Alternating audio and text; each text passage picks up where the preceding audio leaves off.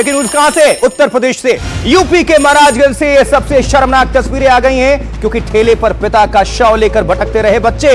देखिए, श्मशान और कब्रिस्तान से भी शव समेत लौटा दिए गए हैं मासूम। ठेले पर पिता का शव लेकर ये भटकते रहे हैं बच्चे, छोटे छोटे बच्चे हैं। ये शर्मनाक तस्वीरें हैं, ये सिस्टम को सोचने पर मजबूर करती हैं, हम सबको झकझोर कर रख देती हैं। यूपी के महाराजगंज से यह खबर है, ठेले पर पिता का शव लेकर भटकने को मजबूर ये बच्चे, और श्मशान कब्रिस्तान से शव समेत लौटा दिए गए थे मासूम। आखिर क्या वजह है? देखिए तस्वीरें, छोटे छोटे मासूम बच्चे हैं, रोने पर मजबूर हैं। एक तो बेबस पिता नहीं रहे इस दुनिया में, लेकिन क्या उनको अंतिम संस्कार करने का भी हक नहीं है? यह अपने आप में बहुत बड़ी बात है, लेकिन यह मामला है क्या, यह जानना बेहद जरूरी है।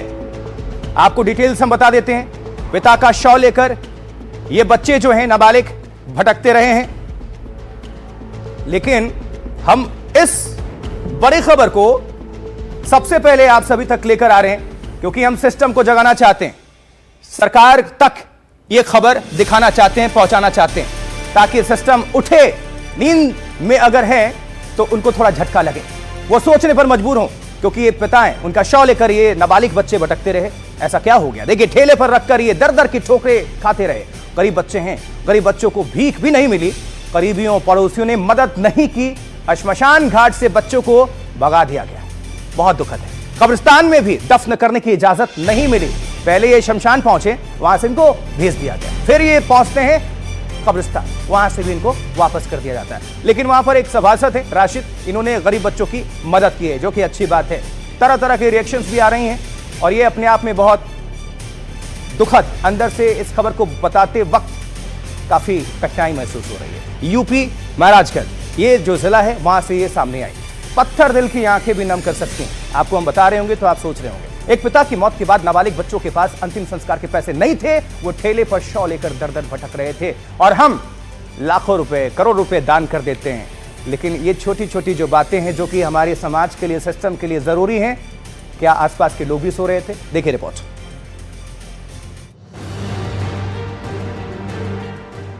आंखों के सामने पिता का शव पड़ा था, और नाबालिग बच्चों की बेबसी ऐसी कि चिता की लकड़ी के पैसे नहीं थे। बाप के अंतिम संस्कार के लिए तड़प रहे बच्चों ने हाथ फैलाकर भीख मांगी। कोई 1 रुपए रखने को तैयार नहीं हुआ। नाते रिश्तेदार से मदद मांग रहे थे, मदद कोई नहीं कर रहा था। तो फिर उनके बाद चेयरमैन आए, सभासद आए, तो सब देख चले गए। बच्चे शव लेकर शमशान पहुंचे, जेब खाली थी, लकड़ी भी नहीं लाए थे, इसलिए भगा दिए गए। फिर लाश लेकर कब्रिस्तान गए, वहां से भी बैरंग लौटाए गए। मासूम सड़क पर खड़े होकर रोने लगे। फिर सभासद राशिद कुरैशी किसी फरिश्ते की तरह हाजिर हुए। पहुंचने के बाद देखा कि बॉडी पूरी तरीके से फूल चुकी है, और बॉडी से दुर्गंध आ रही है, जिसकी वजह से लोग मदद तो दूर, वहां पास में भी नहीं जा रहे हैं। अब चलिए इस प्रश्न का उत्तर ढूंढते हैं, और इसके पीछे आपको लिए चलते हैं कि आखिर क्यों ऐसा हुआ। महाराजगंज पिता के अंतिम संस्कार के लिए इन बच्चों को भटकना क्यों पड़ा? शमशान कब्रिस्तान से बच्चों को क्यों लौटाया गया? ये हम सरकार से सवाल भी पूछ रहे हैं, सिस्टम से भी और आसपास के लोगों से भी।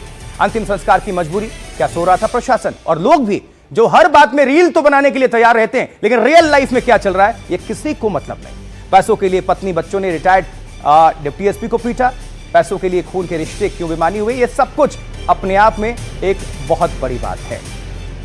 अब ऐसी खबरें विचलित करती हैं, आपको अफसोस के समंदर में डुबोती हैं, साथ ही कई सवालात भी छोड़ जाती हैं, खड़े करती हैं।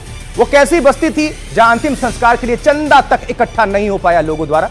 वो लोग कौन थे जो मासूमों को इस हाल में बिलखता हुआ छोड़कर भाग गए थे?